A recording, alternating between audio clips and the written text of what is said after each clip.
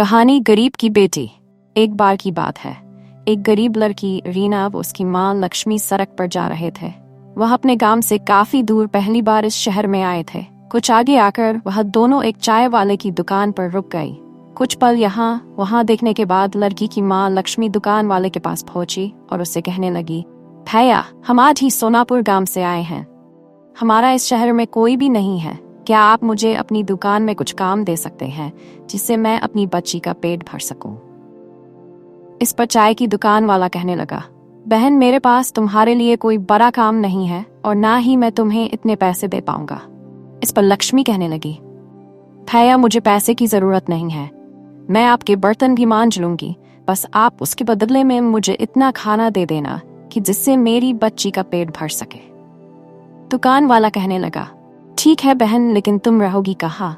इस पर वह बड़ी मायूसी से कहने लगी, भैया, मेरा इस दुनिया में कोई नहीं रहा, क्योंकि रीना के पिता का देहांत हो गया है, जिसके बाद मेरे ससुराल वालों ने मुझे और मेरी बेटी को धक्के मारकर घर से बाहर कर दिया है।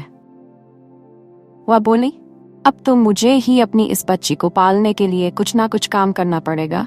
आपको मंजूर हो तो मैं आपकी इस दुकान में ही सो जाऊंगी। सुबह जब तक आप अपने घर से आएंगे तब तक मैं आपकी दुकान में झाड़ू, पोंछा, वो बर्तन साफ कर दिया करूंगी। इसके बदले में आप बस मेरी बेटी को कुछ खाने को दे दिया करना। लक्ष्मी की ऐसी बातें सुनकर चाय वाले का मन पिघल गया और उसने लक्ष्मी की बात मान ली। दोनों माँ बेटी वहीं दुकान में रहने लगी और काम करने लगी। ऐसे ही उनका समय बीतने लगा। एक दिन चाय वाला उससे कहने लगा, बहन, मैं तुम्हारे लिए पास के कारखाने में बात करूंगा जिसमें मेरी चाय जाती है। उसके मालिक का स्वभाव बहुत अच्छा है। उनके पास तुम्हारे लिए कोई काम होगा तो वह तुम्हें अवश्य ही काम देंगे, जिससे तुम्हें व तुम्हारी बेटी को एक अच्छा ठिकाना मिल जाएगा।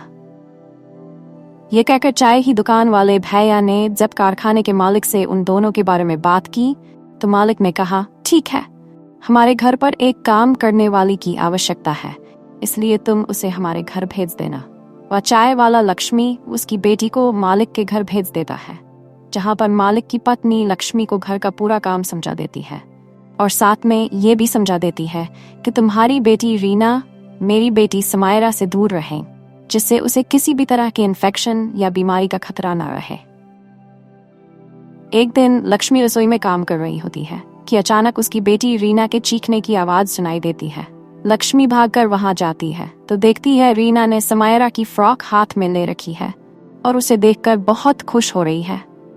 इतने में मालकिन भी वहां आ जाती है और लक्ष्मी व रीना को डांटने लगती है।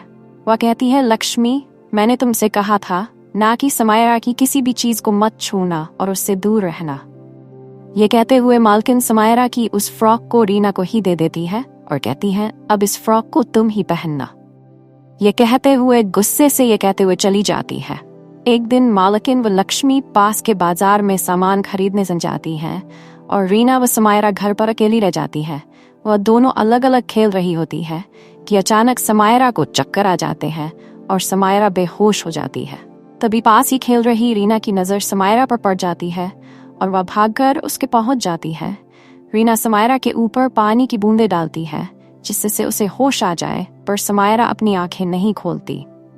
रीना घबराकर बिना देर किए पड़ोस में जाकर शोर मचाकर ये बताती है कि देखो, समायरा को पता नहीं क्या हो गया है और वह उठा नहीं रही है। उनके पड़ोसी आकर जब घर में देखते हैं तो वह समायरा की हालत देखकर जल्दी से डॉक्टर को बुला लेते हैं। कुछ ही देर में डॉक्टर वहां आ पहुंचते हैं और समायरा को इंजेक्शन लगाते हैं जिससे वह होश में आ जाती है। कुछ देर बाद मालकिन व लक्ष्मी भी बाजार से लौट आती है और घर पर पड़ोसियों को देखकर घबरा जाती हैं। समायरा की हालत देखकर तो मालकिन बहुत ही परेशान हो जाती हैं, लेकिन डॉक्टर उन्हें दिलासा देते हैं कि अब वह ठीक है और कुछ दवाइयां लिख देते हैं।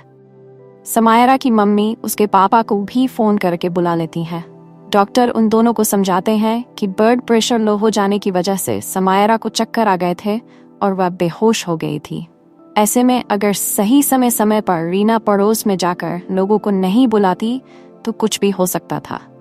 वह रीना की बहुत तारीफ करते हैं और कहते हैं, अगर ये समझदार लड़की यहाँ ना होती तो पता नहीं आज क्या हो जाता। डॉक्टर की यह बात सुनकर समायरा के मम्मी पापा बहुत खुश होते हैं और रीना व समायरा को साथ में खेलने की इजाजत दे देते हैं। जिससे लक्ष्मी की परेशानी और भी सुलझ जाती है।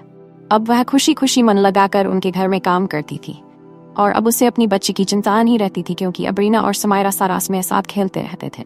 इस प्रकार एक गरीब माँ और उसकी बेटी, जिसका कोई सहारा नहीं था, उन्हें सहारा मिल जाता है और खुशी खुशी उसका जीवन व्यतीत होने लगता। इसलिए हमें कभी भी जीवन की कठिनाइयों के सामने हिम्मत नहीं हारनी चाहिए और डटकर उनका सामना करना चाहिए।